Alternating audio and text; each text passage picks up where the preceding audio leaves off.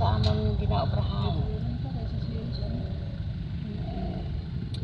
Dugay na kami malakat guys kay kun amon ni oras sa Ceres Terminal Abi.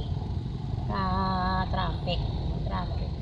So amon na karon na lang kami malakat.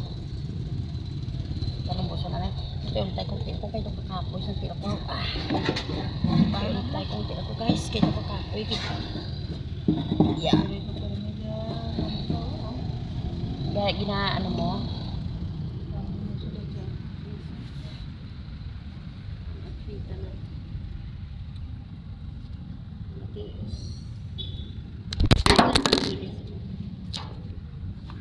Matiis.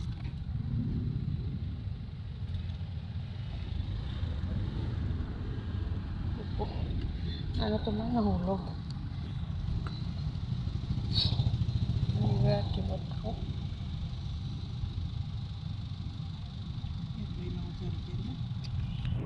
Sige lang.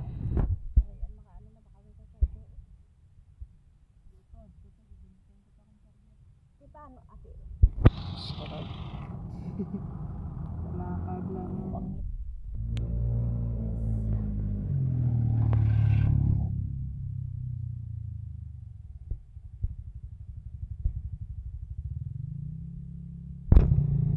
Mga muni oras kayo sa kasi na mo damo ang mga tao.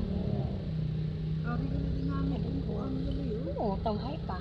Hindi ko magbiyahe. Magbiyahe? May nakigo ka kalambot sa imo nga kalatuan, ang imo nga buli lumapihak nga. Beng. Hindi ko gani guys. Ay hindi anay pa. Di nakaano ka na haw? Baka ta ko lang.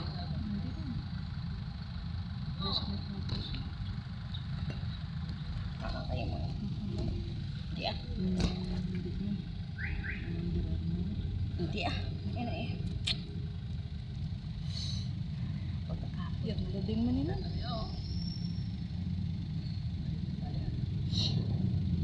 Ano yung sapang mo din? Sa balay? Balik siya. Hindi ginagawa siya ID.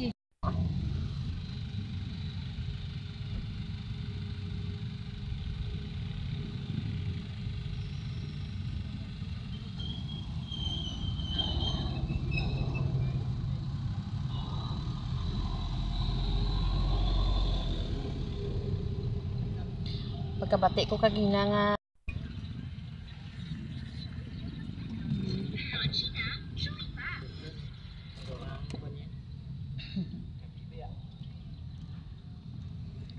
round.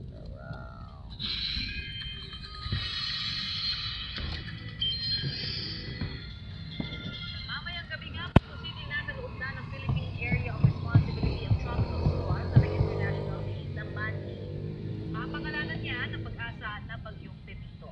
Base po sa 10 AM monitoring na mataan ang bagyo 1,385 kilometers silangan ng Eastern Visayas. aba? Naglay po dito ang lakas ng hangin na aabot sa 85 kilometers per hour. Posible pang lumakas ang bagyong Pepito. Siya ngayon, Grabe yung halos ng bagyo. kaparehas na dinaanan ng mga naunang bagyo. Posibleng maglandfall po ito sa Eastern Visayas. Eastern gali abi ko western. Central Luzon sa darating na weekend. Hmm. Uncertainty, maaaring